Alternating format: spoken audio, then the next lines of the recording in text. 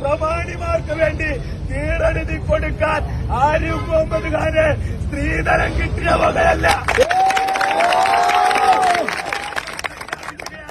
Police ഞങ്ങളെ ക്രൂരമായി മർദ്ദിച്ചിരിക്കുകയാണ്. പ്രിയപ്പെട്ടവരെ, ഞങ്ങൾക്ക് പറയാനുള്ളത് ഇത് പോലീസിന്റെ സൈറൻ കണ്ടാൽ പിന്തിരിഞ്ഞോടുന്ന കേസുമല്ല. ഈ കൂട്ടത്തിൽ ഞങ്ങളുടെ പ്രവർത്തകരുടെ തല പൊട്ടി ചോരയൊലിക്കുകയാണ്. ഞങ്ങൾക്ക് ഗവർണറോട് പറയാനുള്ളത് 2 വരി കവിത മാത്രമാണ്. രക്തസാക്ഷികളാകാൻ ഞങ്ങളെ പടയണിയൽ